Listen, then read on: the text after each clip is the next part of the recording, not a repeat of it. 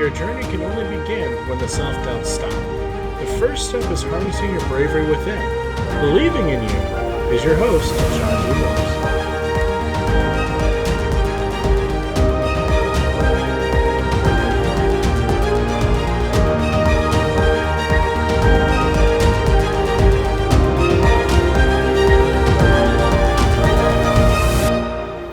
Hello and good day to you all. My name is Sean, and I'd like to thank you for tuning into another episode of Bravery Within. Today's a really cool episode. I have been looking forward to this one for a while since actually I started doing the podcast. I've got another amazing friend that has dedicated his time and said he wanted to try to help out a little bit for all my loyal listeners and everything out there. He is actually a truck driver, and we have been friends now for a little over 15 years. Is pretty much anything that we haven't gone through. We've helped each other out. We've been there for each other's families and continue to do that. So to one end there, he is an over-the-road truck driver, and I've had lots and lots of people that have gotten with me saying, you know, it's very difficult to try to do either the weight loss plan, stay on your own weight loss journey, eat right, and all those things that, you know, there's always reasons that people are always coming up with excuses to not follow through with the plan. So what I wanted to do was I wanted to take this from a completely different vantage point. And being that he is an over-the-road truck driver that hauls, you know, weeks and weeks, months and months at a time, I really thought it would be a great way of bringing him on board to show, okay, this is what he has to go through to try to stay on. And he's not always doing a weight loss journey, but just trying to keep himself healthy. You know, I mean, they do a lot of driving. They're sitting quite a bit of the time. And it's a popular misconception that truckers, they don't really do anything, they don't really work. Well, as I will explain through the podcast and stuff there, and once we get Brian on board here, they do a lot of work. It's incredible. They're not respected enough for what they do. It's crazy. I mean, I've seen it from a trucker's point of view. I've seen it from just a regular person driving a vehicle's point of view. They're two completely different things, I got to admit, and he showed me that, and I'll talk about that further on in the podcast. So, episode 16 today is Eating on the Road with a Trucker. I'm just glad that Brian decided to come on here and talk to you guys here. So some of the things that we are going to talk about today, I'm going to start it off with statistics of the average trucker, give you a little bit of an idea what they do, what they go through, what they see, and give you some idea there. Then we're going to lead into the interview with the special guest, Brian. He's worked out some answers for all of us there. We got a few questions for him. And if we have time at the end of the podcast, I wanted to find out how everybody was doing so far, so I looked at 2023 dieting statistics to see how everybody's, you know, on their diet plans, how they're losing weight, if they're losing weight, and all kinds of information. I don't know if we'll have time for that, but it's planned for it. So if you're ready to let those wheels turn, let's get to it. First section we're going to talk about today is the statistics of the average trucker. Brian and I actually started talking about this episode 3 weeks ago. It's been running through my mind since I started the podcast, but I wanted to get him on board somehow, some way, and he was gracious enough to do it. So we started talking about this episode a couple weeks ago, and he was giving me some ideas on, you know, things that we might do, where we might go with this. And it's amazing because some of the things that he brought up, I mean, I've known him for years. I mean, I got to see him in truck driving competitions. I actually got to ride along with him in Truckers Convoy that was for basically charity. So that way they would generate money and stuff there for a local place here in town there to help some folks out. And I actually got to ride in one of those big trucks. And I got to be honest with you and stuff there, after you crawl up, you're 7-8 feet up in the air and you're seeing things from a completely different vantage point. I got to be honest. I looked at things and I was like, okay, I don't know how you do this. This is terrifying to see. I mean, when you're up looking up high, I mean, compared to when you sit in your little car and you're 1.5 feet off the ground, or if you drive a truck like I do and you're 2-3 feet off the ground, and then you're 7-8 feet off the ground and you're looking down the long nose of that truck, it was like, oh, this is a whole different ball game, guys. This is scary in many things because, I mean, really, it's an 80,000 pound semi truck that's running on the road and they can weigh more. So there's a lot of weight. There's a lot of stuff you have to take into account. Turns are completely different. Just driving, backing up. It's incredible what he taught me. And I only got to ride for about 45 minutes, but in that 45 minutes, I developed a whole level of respect for truckers. It was crazy. And I think it's something that honestly everybody should do. do. If you have a chance to ride along with a trucker, take 20 minutes and go ride with them and see what they see. It will change your whole outlook on driving. So what I wanted to do is I wanted to get his, since he sees things from a different point of view, so to speak. I wanted to get his ideas on basically how he maintains his weight, what he does for like a healthy lifestyle. I see the truck stops out there. There's not a lot of healthy choices. So I wanted to get his point of view of how does he do it? And we're all struggling to try to keep the weight off because everything is basically against us. It doesn't matter what you do. It doesn't matter what you eat. It seems like the stack it's against you. You just don't have the right odds. So I wanted to talk to him to see it from his point of view. But some of the things that I wanted to lay out in the beginning here before we get him on the show is I wanted to say what some of the things that truckers go through. Keep in mind, so that way you understand, it's a lot harder for them to eat right. It's harder for them to exercise. So these are just some of the things that I know, and Brian will probably enlighten you further once we get to talk to him. But I know personally, they work 14-hour days every day. Not every trucker does that, but the vast majority of them do. 14-hour days, everybody says, okay, well, I work 8 hours a day. Okay, great, add it times 2. It's terrifying that they're out there and they're driving, and you would think, well, they're just driving, it's no big deal. It's all mental. They got to look. They've got to plan ahead. They got to plan their routes. They got to make sure they're at a certain place on time. They've got to fight the weather conditions. There's so many different things that go into being a trucker. It's more than just sitting behind a wheel and just driving down the road. There's so much more that goes into it. They work at all hours of the day and night. I couldn't tell you how many drive over the night there and stuff there because it's easier. The traffic's lighter, and they cruise right along. Keep in mind, they're also responsible for getting the food, the supplies, things to fix your vehicle, all of that stuff, the things that you take for granted that are sitting on that shelf.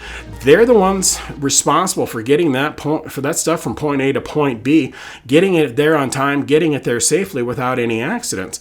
So that way, when you walk into your favorite supermarket or store or hardware store, that stuff that's sitting on the shelf, that you can thank a trucker for, because if they didn't, we wouldn't have anything to put on those shelves. So that's one thing that I wanted you to understand there. Even though we're asking them to do a huge job, we're asking them to do, it's against odds that it's like, good grief. 1 minute you could be fine, next minute you could be driving through hail, the next minute you could be chaining up the wheels trying to get over the overpass there because it's snowing. That's all stuff that they go through, but you never see it. You just automatically know that, oh, well, guess what? The toilet paper shortage of 2020, that stuff's sitting on the shelf there. So that way, then we could have the shortage. Now we don't have it, but it's still sitting on the shelf because of a trucker. The driving, the loading, the unloading in all the weathers and stuff there. He's told me some of the things that he's driven through, the things that he has taught his trainees to do is incredible. He's got over 30 years of experience. It's amazing of all the stuff and knowledge that he has in his mind there that he's always going through. He's walked me through his pre-check checklist of what all the, must be about 700 freaking things that you have to go through to make sure that it actually works right, that the brakes work, that everything's locked up right, the wiring's good, the lights work. It was crazy. It was like, okay, let me take notes here. Let me type all this up because that's what I'm going to have to do to remember it all. They're having to put up with drivers that cut them off, brake check. It's brake checking. You brake check a semi. Are you nuts? Come on, folks. I have seen YouTube videos where people are brake checking these truckers. Remember, they got 80,000 pounds behind them, guys. This is crazy. Be very careful because you're going to lose in the end. That truck is going to win. I'm sorry. There's nothing that you're going to do to win that battle. So just be really careful when you're cruising by, when you're passing by them. Give them extra room. They have a huge job that they're doing to keep us going, so we know that we've got the supplies and food necessary. The drinks. My Mountain Dew. My God, I would die without Mountain Dew. And that's what they deliver. So I make sure, hey, okay, I see a Pepsi truck. Guess what? I'm staying way clear, but I want to make sure he gets to his destination so I don't run out of Mountain Dew. They're gone from their families for months at a time.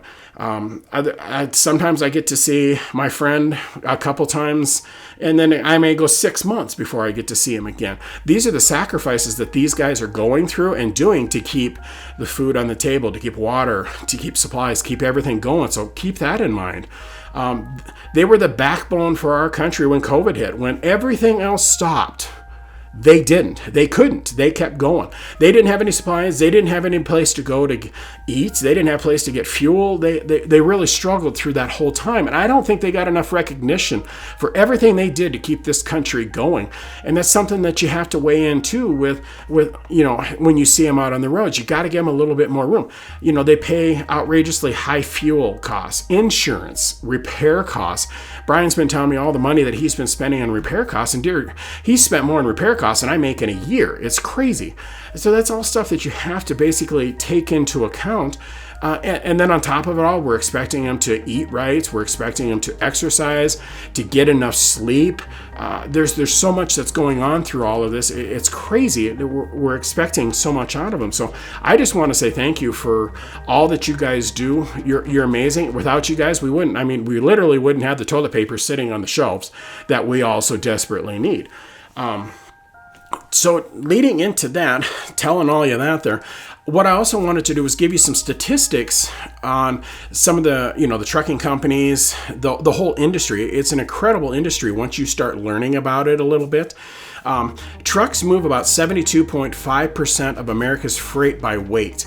That is incredible. 3/4 of everything that you see on the shelf is thanks to a trucker. So the next time that your favorite snack is sitting on the shelf, make sure you thank a trucker for that one there. The trucking industry earned $875 billion in 2021. Well, that's thanks to, all their hard work. I mean, that says a lot of hours. Think of all the times that those tires are turning on the trucks. It's incredible. Yes, it's a lot of money. But truckers didn't see all that, not by any way, shape, or form. But they were the ones out there working their tuchuses off, trying to get the supplies that we needed. There's about 3.5 million employed truck drivers in the U.S. as of 2021. All these stats are from 2021. I couldn't really find much in 2022 yet. I'm guessing they're still, collating all the data and stuff there, so we don't have them yet. There's 1.1 million for hire trucking carriers in the U.S. That's 1.1 million companies. That's incredible to tell you about how much stuff that needs to be moved, how much freight that needs to be moved, how much we depend on them. It's crazy. U.S. trucks moved almost 11 billion tons of freight in 2021. So keep that in mind the next time you want to brake check a truck. You're going to be stopping some of that weight. Don't be crazy. Give them a wide berth. Help them out a little bit. Show them a little bit of love and respect. They need it. They're out there getting stuff that you need. There are 4 million semi-trucks operating in the U.S. 4 million trucks that are out there on the highways there that are bringing product all over the place. You see them gassing up there at the truck stops. It's incredible. I mean, I live 3 miles from a truck stop and 2 truck stops. And it's constantly, there's 100 trucks out there constantly that are just always flowing through. And that's all product that we're all relying on and praying that it gets to its destination safely. There's over 2 million trucking carriers in the U.S., which is an insane amount of people that are moving their products. So, as of basically about 92% of trucking carriers in the U.S. operate with 6 or fewer trucks. So that means a lot of mom and pop places are responsible for getting this stuff all over the place there. So you have a lot of truckers there that are away from their families a lot longer. They're having higher repair costs, higher fuel costs. There's just so much more that goes into it when you work for a smaller mom and pop company. So make sure you say thank you to them.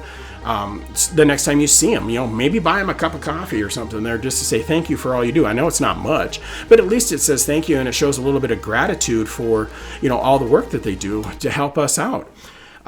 Just so you know also, grocery stores would go out of stock in just 3 days if trucks stopped driving.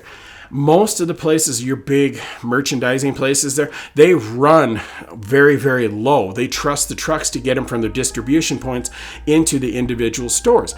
And if we didn't have those trucks running, boom, we're out of food. And we got to see that when we went through COVID, how things got pretty thin and pretty stretched out because these poor truckers were trying to keep up with the demand of everything. So keep in mind there that, when you're getting upset with these truckers, do you want your groceries, stores full? Do you want your hardware stores full? But, medical supplies, ATMs, everything. Gas would be in a shortage. I mean, you've got, those tanker trucks out there that is moving the fuel that you put into your car to go to work or go to the, wherever you go to, go get the groceries you need to maintain your own weight loss journey. So keep in mind there that there's so much more going on there than just somebody just sitting behind the wheel of something and just rolling down the road. Try to, be a little more understanding with them as they're going out. So one other thing that I basically wanted to let you know is when you guys are out there brake checking these guys, the minimum stopping distance that is required for a semi that is going 65 miles an hour and having a normal 80,000 pound load, a full semi load, is 525 feet. That is almost the length of 2 football fields before they can get that truck stopped. Well, imagine your little 2-ton little car that's in front of them and you're locking the brakes up. Do you think there's any chance that they're going to get that stopped? Not in a million billion years. You're going to end up being the loser on that one there. So, I would say just stop doing that. My goodness, guys, that is terrifying. I've seen enough video on that one there to know that, okay, you guys need to quit that stuff because you guys get hurt. And then what that does is that stops the truckers and they got to go through insurance and then they got to report to their office, and then they lose the rest of their day. If those wheels aren't turning, they're not making money. So, one, they're not making money. 2, we're not getting the product that we need. So just be really, really careful when you guys are thinking that you're going to be able to stand up to these big machines, because it's like, oh my goodness, you're not going to win that battle, just so you know. That's some of the statistics that I found that I wanted to get set up for you guys, so you guys understand a little bit more and why I wanted my friend Brian to be on the podcast, because he has to do all of that stuff. He's responsible for all those things. And yet, somehow, some way, he finds time to maintain, something of a healthy eating regimen and stuff there, something of an exercise regimen after all that there. Because most of the time when he's done, he's got 16, 17 hours in before he even can think about shutting down. Well, most of us need 8 hours a day to sleep. Well, he's already down to 7 hours, and then he's still trying to figure out how to keep himself healthy so he can keep that truck rolling and providing for his family and paying his own bills. So I wanted to give you a little bit of background on Brian before we start. I'm going to bring him on here in about 1 minute. I wanted to tell you I was fortunate to be part of the trucking convoys that he did for charity. Amazing. He went all out. He did whatever he could there to make the trucks look good for the trucking company, dedicated his own time, generated a lot of money, which I thought was fantastic. He has taken first place in state competitions and second place in national truck driving competitions. That is huge. There are thousands of truckers that get into those things, and I got to help him prep for one of them, and I set up cones so that way he had to learn how to turn, to compete in these competitions. And when he started doing it, I looked at it and I go, that's not possible. How are you even supposed to turn this corner or back into this point? Or you can't even hardly even see it in your mirrors. Sometimes he couldn't. I mean, I got up and sat in that seat and I was like, how are you supposed to do this? And he said, that's normal. He said, the places you got to back into, the cars you've got to fight, the tight roads that you have to go through. He said, that's all normal driving, but everybody takes it for granted because, well, guess what? It's on the shelf. We don't need to worry about how it got there.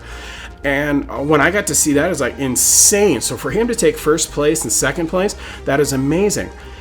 He has over 3.5 accident-free million safe driving miles under his belt. I mean, that is incredible. I mean, it's insane. I mean, I can't go 3 feet without running into something, mailbox or something like that there, So it's crazy that he can do 3.5 million miles accident free. It's insane. He's been driving for almost 34 years now. That's not just one job, but over several jobs and stuff there. But that's incredible. He's a trusted and beloved training driver. There's a lot of folks that they will put in his his truck there, and he will sit there and actually train them and show them the ins and outs and how to be a truck driver, how to load stuff. I mean, he told me one day there how to position everything in the truck so that way you stay within weight. Make sure it's over the axles right. Make sure there's not too much on the drive wheels, and make sure there's not too much on the rear end. Otherwise, he gets tagged for that when he goes through checkpoints. And I thought, are you serious? You have to figure all that, and you do. You have to plan for all that. He's trained hundreds of new and experienced drivers. He has people that come to it. Doesn't matter matter if they're brand new or if they've been driving for 20 years, you still swap ideas, you still help each other out, and he's always there and willing to help each other. I mean, he said there's been times he sat in the terminal and the people will ask him questions because he's there and he can help them. He'll go out and show them how to do it. He'll show his point of view on how to do it. So that's why I thought it was fantastic to have him as part of the podcast. So what I'm going to do now is I'm going to bring Brian on board here. He's sitting right next to me here. We've got a bunch of questions for him, and it's all geared towards, what he does to keep, his weight off there. I mean, most people don't have a great viewpoint of truckers, and I'm not gonna bring that up or nothing there, but most people just don't. Brian is the exact opposite of all there. If you were to see him, you'd never guess he was a truck driver. You'd swear he's a fitness trainer or something else, like that there. But he's amazing, and that's why I thought by bringing him on the show, it would be a great way to show you guys, okay, this is a different point of view. We all have it we have our kitchen, we have our stove, we have our refrigerator, we have our pots and pans, we have our dishwasher, we have all of that stuff that makes it a lot easier to maintain our own weight loss program. He doesn't have that stuff. So that's why I thought, okay, let's see what he does, and maybe we can incorporate some of the things that he does into our own weight loss journey. So without further ado, I'd like to introduce my very, very good friend and best friend, Brian. Hello. Thank you for being on the podcast. It means the world that you're going to be talking to us. So I want to lead out with a couple questions here. The first one that I would like to talk to you about is, why do you love trucking so much? Well, first, I'd like to say thank you for having me. It's really a nice pleasure to be able to explain this to people that don't understand. Well, thank you. I'm glad to have you on board. So with your first question, what I love about trucking. It's a number of things. One of them is basically, I feel like a superhero. I'm bringing you everything that you see and touch that you have in your home. It's nice to see the stuff that I can bring to people. That's true. Very, very true. I mean, without you, we wouldn't have anything. We wouldn't have the... I'd go to my cupboards and it would be completely empty. It just wouldn't do any good. Correct. There's nothing. I mean, everything you see and touch has been brought by a truck at one point or another. And we thank you for that. Thank you for keeping my supplies. What are some of your fondest memories while being out on the road for the past 34 years? Being out, it's tough because you're away from your family, you're away from everybody. But a lot that I can say is, when I do these challenges and bring stuff places and people recognize me for what I've done, it's those thank yous, those, hey, we're glad you're doing this. Or to see my family see what I do and how I do it. How do I maneuver this truck? That's what gives me the joy and what I like about doing it. Wonderful. And this kind of goes hand in hand and stuff there, and I'm sure I highlighted some of these in the beginning here, but what are some of the worst memories about being out on the road there that really drive you crazy when you're driving that monster vehicle? The worst is the accidents. Seeing what kind of situations people put themselves in and having that accident. It's knowing that family or that person's not making it home that night, possibly. That's a hard memory to look back on and see what these people do when they drive. How many times do you actually, when you're out there on the road, how many accidents do you kind of see either on a daily or a weekly basis? Lately, it seems like it's been getting worse. It's been getting more and more. On average, I'd say I'd see at least 2 to 3 accidents a day. Wow. And you're covering how many miles per day then to see that many? The average is about 400 to 500 miles a day, roughly. Wow. And that's scary if you consider that's how many you're seeing in those miles. I mean, 400 miles doesn't seem a lot, but jump in your own vehicle and go do 400 miles. It's easier than that because your cruise works better. You don't have to think about as much. You're not, you don't have all that weight behind you. And yet here you are moving freight and everything else 500 miles a day, and then you're fighting that. I mean, I'm assuming you probably see a lot of natural wildlife that jumps out in front of you too that's kind of hard on vehicles, or do you see other trucks that get wiped out by a deer? Or oh yes, that you see a lot of animals, deers, elk, bears, even moose on occasion. Wow. Okay. Yeah, and you don't see them till the last second. It's there they are. And too late. Yep, too late. And don't swerve, right? I think you said it one time. Definitely. Don't swerve. Just take it head on. Just be done with it, right? In fact, the motto that they tell truck drivers, and it should tell anybody, basically is if an animal jumps out in front of you, do not step on the brakes. Just hit them. You'll cause less and have less situation just by hitting the deer versus trying to swerve. I suppose otherwise you probably run the risk of flipping the whole rig over, and Correct. then everything is all laid wasted at that point. Correct. Gotcha. We all know that truck stops and stuff there are not known for having the healthiest food. God knows I went into them, and when you fill up, and it's great if you're just looking for a quick snack. They're wonderful for that. They got things in a bag that you can grab and stuff there. But somebody like you that spends 14 hours a day on the road, you see so many different places. We know that they don't have the healthiest foods. How do you basically combat that? How do you eat better while on the road? That is extremely difficult. The only thing that I've found in these years is portions. Yeah, it may not be the best food there, but the portions is what's going to get you. You have to eat smaller portions. Okay. And we've talked about stuff like that too in podcasts and stuff. There is maintaining, it kind of goes on with the calories. I mean, normally if you have lower intake, then your calories are typically going to stay a little bit lower.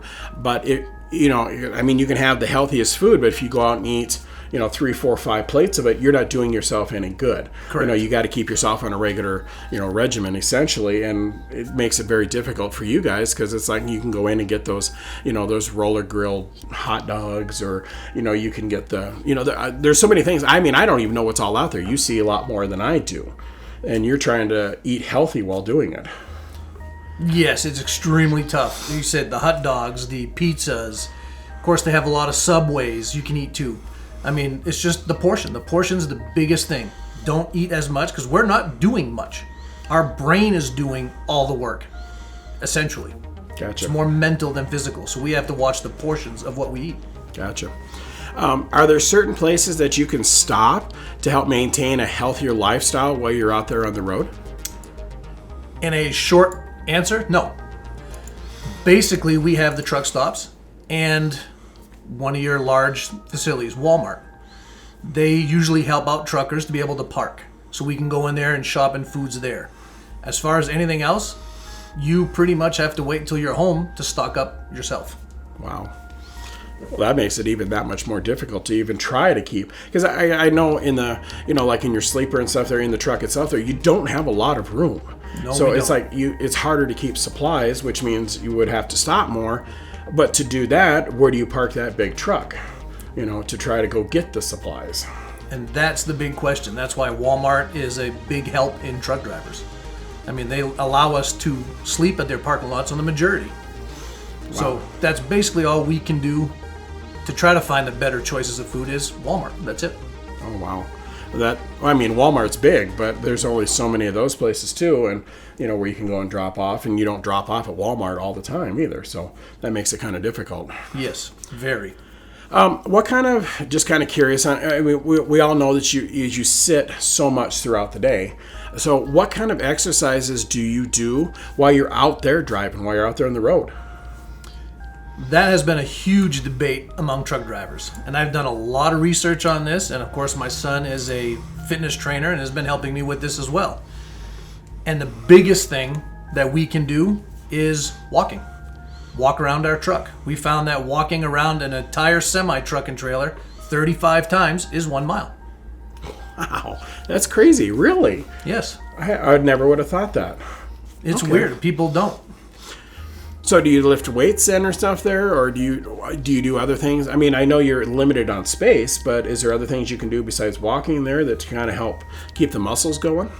Yes, we are limited on space. You can bring a dumbbell set to change up, which is nice, but that adds more weight to the truck, which isn't helpful. But you can use that. I use the truck itself, the underbelly of the frame of the trailer to do pull-ups. Walking is just the biggest. Wow.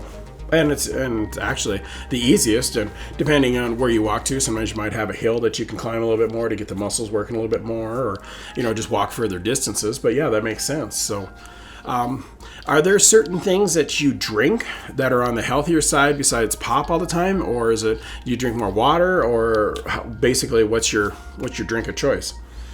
For me, people will probably yell at me for this, but for me, it's Diet Dew. Oh. That's my crutch. I can't live without my Diet Dew. I know it's not the best drink to have, but I drink a lot of water.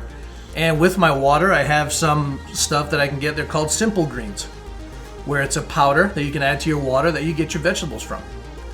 So, wow, that's awesome. And you heard that Diet Mountain Dew, because I have Mountain Dew. Thank you, Pepsi Corporation. We love you. Keep those trucks rolling.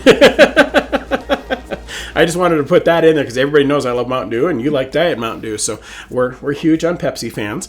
But the Simple Greens, you said it's just a drink. Do you mix that up in like water, milk, or other things to basically make it? Or I only put it in water, but yes, you can mix it with a bunch of other drinks, but mainly water.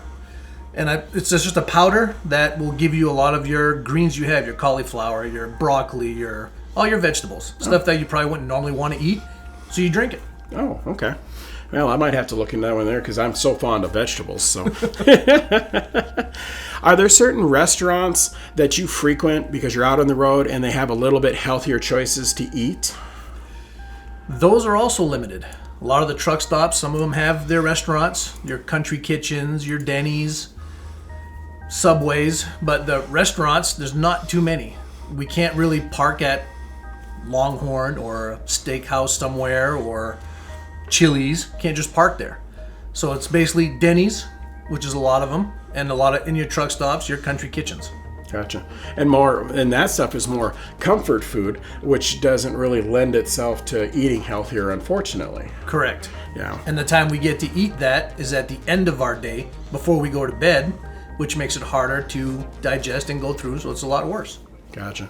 Yeah, and the last thing you want to do is have a very, very carb-loaded, heavy meal at night, because then all that does basically is just goes right to your thighs, unfortunately, there, and because then you get up the next day, jump in that seat, and off you go again. You don't really work it off. Correct. Gotcha.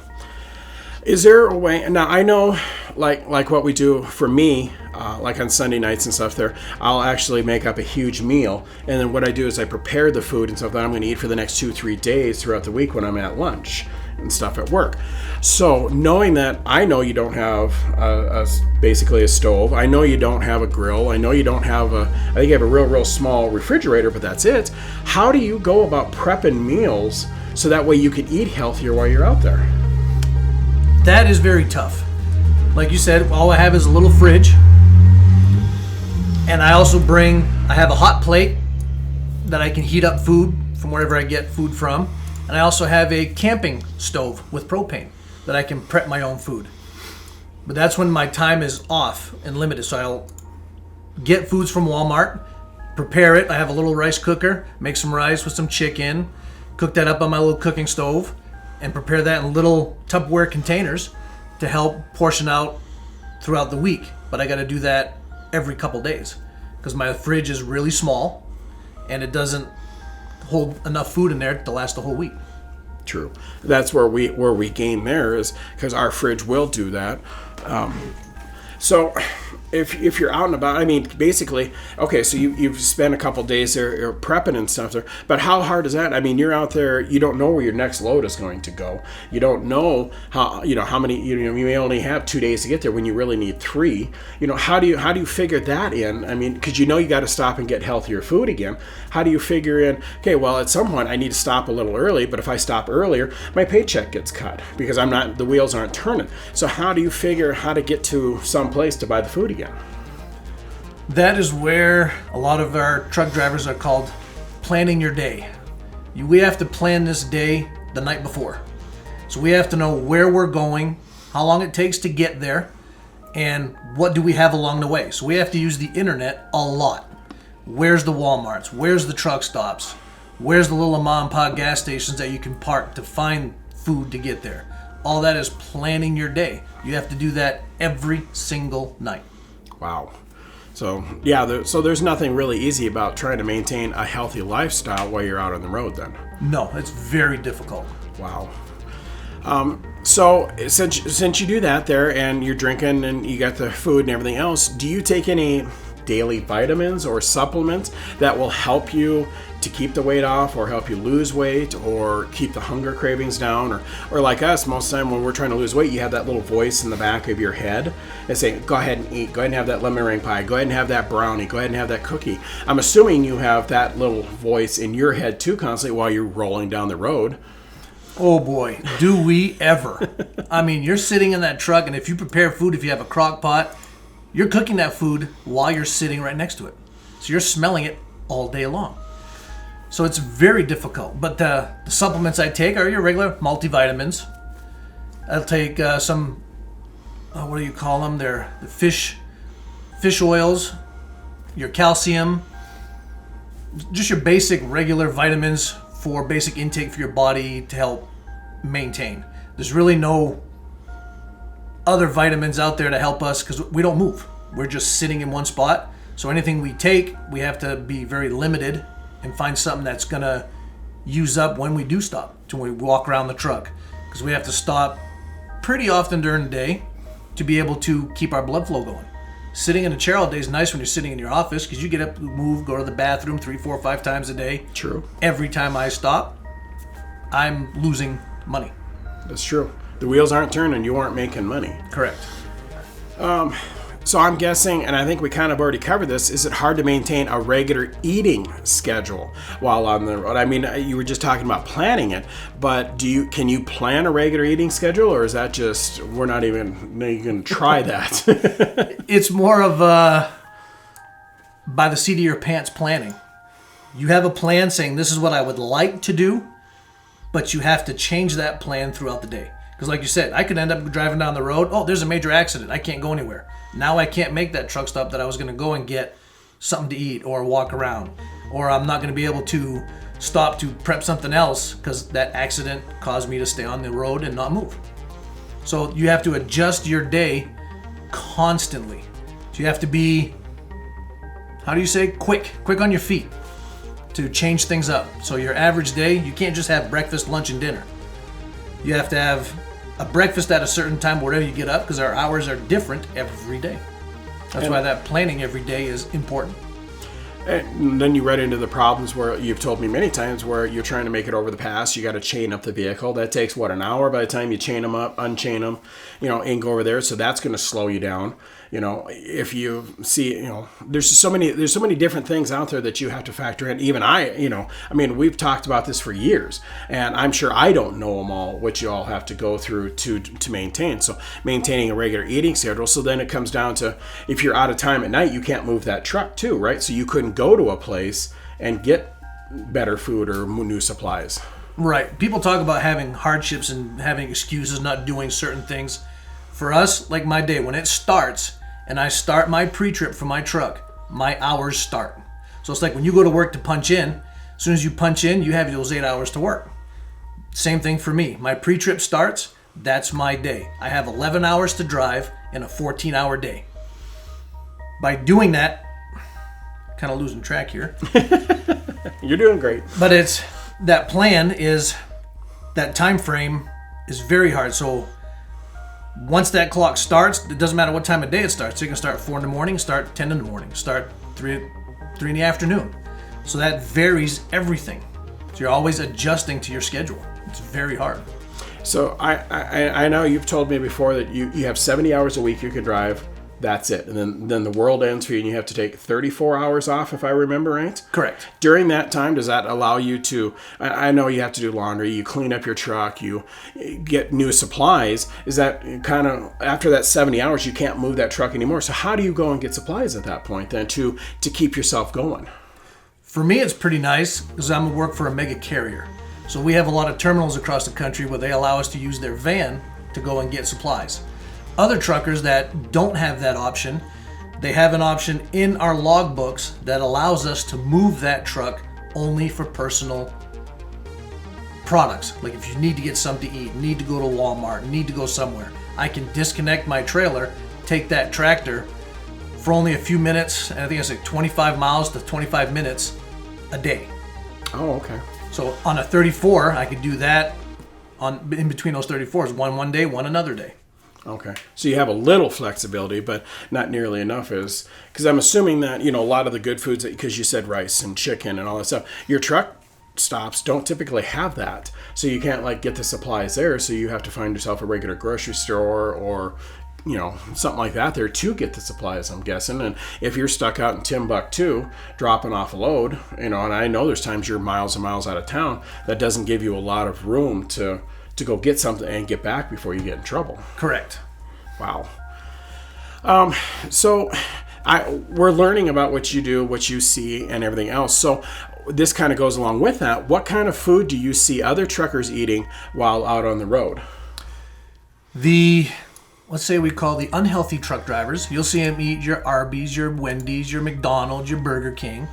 There's a few other drivers out there that will have their ramen noodles, which that's not very good. It's very high in sodium. Correct. But a lot of that noodles, a lot of your pizzas, it's pretty much the same anywhere you go in America. You have all your fast foods. You'll see a lot of them eating that. So a lot more of us are trying to research more how to prepare more foods for ourselves. Gotcha. I'm trying to stay away from, the bad part of it is it's nice to have those places just because you can grab it and go. I mean, that's Correct. what they're for. That's the nice part about it. But the downfall is it doesn't help with either, maintaining your weight loss journey, or if you're just, even if you're not trying to lose weight, just trying to maintain. So those places don't, they have their place, don't get me wrong. They're great. They're fun to go to, and, everybody loves a good cheeseburger once in a while, or, roast beef sandwich. But for you guys, but the hardest part there too is, where do you park your truck? If you wanted to go through those places, where do you park to go in? That's kind of really what it comes down to, is everything is basically stacked against you guys when it comes to doing anything like this. Correct. Just like trying to get to a gym. We can't park anywhere to go exercise at per se a gym.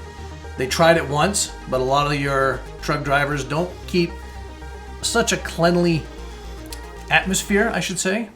So we've been kicked out of places where we could go do that. So yes, most of our places we can park our truck is just a truck stop. Or we have to walk down the road or across the street somewhere, across the interstate, to go to a better place. Gotcha. Not trying to run your company in the ground or anything like that there, but just seeing how active they get into their truckers' lives and watching out for them. Does your company do anything to help truckers eat better, or, drink better, more fluids, better drinks, anything like that? Like I said, I work for a mega company, and they do a lot. In our terminals, we have all the water we can drink. They help us they have little food stations in our office where if we wanted a cup of oatmeal or little instant oatmeal packets or whatnot, they provide that for a lot of our terminals.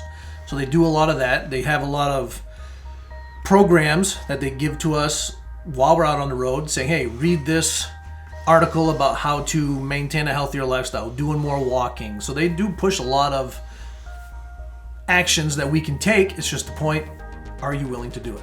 True. Because it's all up to you. No Right. one's there to push you. No one's there to help you. We have no help behind us. It's just us in the truck. Yeah. And if you can't, and I've discussed it before in another podcast, mentally wise, if your mind isn't there saying, yep, I need to do this. Yep, I need to go out and walk. I need to go out and exercise, or I need to walk to go get the better food. If you're not there mentally, it's basically just downhill run, and you're just not going to do it. So I can understand, because after driving that long, mental is biggest thing, but then you guys are driving, you got 14 hours where you're thinking of this, planning ahead for this, what if this, got to get to this truck stop, got to get to this stop, got to get this unloaded, got to get this reload. You guys have such a mental job. I don't think you're fully appreciated for how much that is. And at the end of the day, the last thing you want to do is try to eat better, because you're forcing yourself. Yes, I have to go exercise. Yes, I have to work out. Yes, I have to drink better things. You're mentally exhausted. So I can see why you guys have a hard time sticking with a regular weight loss journey program. Yes, I have to remind myself every single night before I go to bed. Because like you said, we have a 14-hour day. 11 hours of that we can drive. So we have 3 hours of free time in that time frame.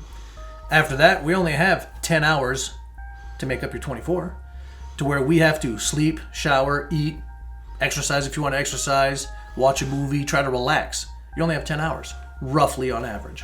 Wow. And when it's even harder when you're out there in the truck stop and you got, some machine that's beside you making loud noises, and you're trying to sleep through it all, so you don't get much rest because you hear that machine just running next to you, and it's like, whew, I don't know how you guys do it, to be honest. It would drive me crazy. What are some of the tricks that you have learned in your over 30 years of truck driving that help maintain a healthy eating lifestyle? Not per se tricks, but it's more of a practice, and something I have learned over the years is take my time. You've got to take your time, plan that day, make sure it's going. You try to rush, you're never going to get what you want accomplished done. It's just that simple. Really? Oh, wow. Okay. Well, that was easier than I thought it was going to be. I've tried many things, tried to go do certain things. It's the time. Slow yourself down. Make sure you make the time for you. If you don't, it's never going to get done. Makes sense. When training, which you do a lot, you have trained hundreds of people over your lifetime in doing this. And whether they've ridden with you or they talked to you in truck stops or your competitions you've been in, when you stood up in front and you would talk to people about, seeing it from our point of view. When training new drivers, do they try to learn from you about eating better, or they just basically do what they want and off they go and stuff there? Do you try to kind of push them in a healthier way or not? I do. So a lot of the people that I do see coming in, whether it's a male or a female, whoever I'm bringing in, they don't know what to expect. They don't know what this lifestyle is like. They know that they wake up in the morning in their bed, get breakfast, do what they got to do for their day. Driving truck is completely different. So I have to change their mindset. So I show them things I've learned, things I do. So yes, I try to tell them, eat smaller portions. Try to find better choices within those truck stops or within the area you're at to eat healthier. So it's a constant. In the time that I'm training, I lose my voice every time I train. Because Really? I'm speaking so much and repeating myself over and over what to do and what not to do. So with that being said, this is not really a food question, but what are some of the things that they say that they didn't realize, like backing the truck up, or you have to go into tight areas, or what are some of the things that they say that really caught them off guard about what you guys have to go through on a daily basis? The lifestyle, the living. Like you said, get up in the morning, when do you take a shower? How often do you take a shower? And the maneuverability of the truck is so overwhelming. They think that you can just get in that truck and drive.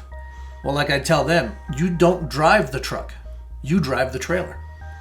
And everyone goes, what do you mean drive the trailer? The tractor's small, the trailer's 53 feet on average. You have to know where that trailer is going. If you don't know how to do that, you can't drive these trucks. Yeah, I would have never thought of that. It's all back there. Yeah, that makes sense. It's all about the trailer. Wow, I didn't realize. Now, see, that's something 15 years I didn't know. And that's overwhelming for people because they think, I just turn a corner and go. And you'll see a lot of these people, when they turn corners, they're hitting that light pole. They're hitting that concrete barricade or that car next to you. You have to think constantly. Your brain is thinking about the back of that trailer. Well, didn't you say something about behind the back, the back axles and stuff there? The rear end can flip out like 15 feet or something. It can change dramatically where you're just turning tight, yet that back end flips around so far and you don't even realize it and you end up taking things out? Correct. Like on our trailers, the 53-foot trailers, the tires, the axles you have on the back, when slid up to a certain point on there, because you can slide them front or back. You have about 10 to 15 feet you can slide them. So if they're all the way to the front, you have 15 feet of overhang. So if you go to make a U-turn in a parking lot, that trailer will actually start to move backwards on you. So Really? when you're turning, that 15 feet of swing is swinging out, and if you keep turning hard enough, that trailer will back up. Really? Yes. That is insane. And that's all stuff that you have to pay attention to. Like when you pull up to a scale and they start overhauling your logbooks, they start overhauling your vehicle and different things there. I mean, the DOT, they keep an eye on that stuff there for, I mean, I know it's for safety reasons, but there's a lot of stuff that you have to take into account when passing through the scales too. Yes. I tell my trainees when I do this, I said that there's not only one hat you have to wear to do this. You're not just a truck driver. You're a mathematician. You're a meteorologist. You're a number of things that you have to learn to do. You have to be a physicist for a lot of stuff. How does this trailer maneuver? How does this truck with the freight in it, how is it going to tilt? How's it going to turn? There's so many different hats you have to wear. You have to a psychic. You have to be a psychic. What's that person in the car in front of you going to do? You have to know, is he going to cut me off and take the exit? Do I have to slow down? Yeah, I mean, there's so many hats we have to learn to do that it's overwhelming. So it's not just sitting behind a steering wheel and tootling on down the road. This is all stuff that you're constantly thinking of, and then on top of it all, you got these weird roundabouts, and you got all these weird intersections and everything. We have a new diamond intersection now in our own town. And it's like, what is this for? And that's all stuff you guys got to factor in too. Yes, and those are not designed for trucks. Definitely not. So you have to be well aware of how that truck maneuvers, especially the weight, where it's sitting.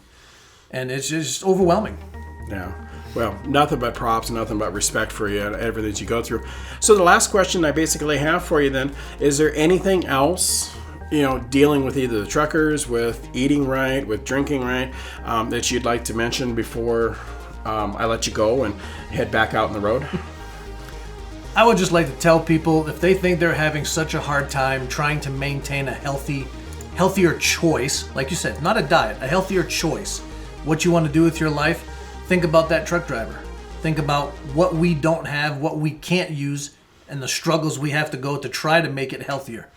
You have it easier in your home. You have a better choice. So try to think, put yourself in our shoes. What would I do as a truck driver to keep myself healthy? What would they have to do? I got to keep telling myself every single day, that's what I got to do. So when you're at home thinking about it, in the comfort of your own home, it's a little easier. Yeah, it's huge. And that's one thing I wanted to talk about with us here, because we started talking about this a couple weeks ago.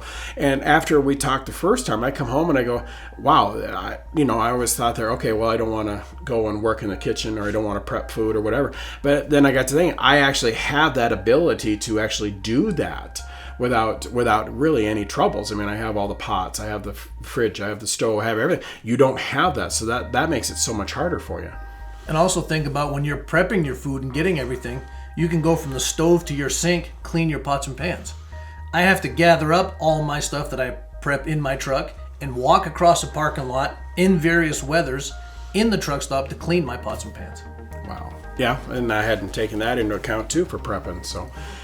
Well, thank you very much for being on the podcast. I mean, we got to see this from a whole different light, and I'm hoping the listeners out there will enjoy seeing it from your point of view, because it's something I don't think anybody ever thought about before. So it's like, okay, well, this is what you got to go through. This is what you got to do to drive. This is what you got to do to get all the stuff that we enjoy, all the food, the supplies, everything there is all thanks to you guys, all thanks to truckers. So I just want to say thank you so very much for doing a wonderful job, doing everything you did to get us through COVID, to keep the supplies moving, keep everything. I mean, you guys were amazing, and you don't get thanked enough for that. So I want to make sure that I say thank you for all that you do.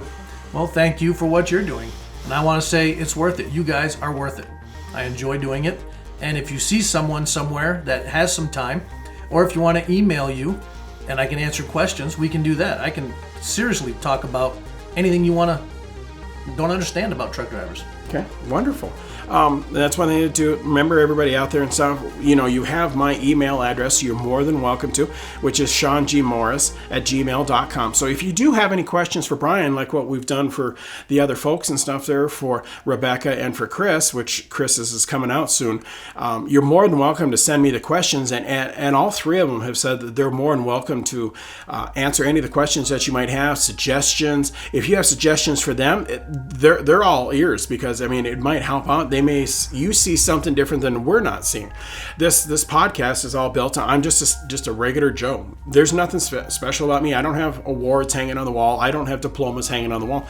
I'm just me. So these are just my friends and I. What we're trying to do is share our knowledge and our wisdom with all of you. And you have knowledge and wisdom out there, so we would love to hear it come back to us as well. So, if you have questions for them, please email me. I mean, we'd be wonderful. We'd love to hear it. So the podcast is running kind of long. So the third section and everything else that I had set up for, the 2023 dieting statistics, I'm going to move that to another podcast. We'll pick that up on another one.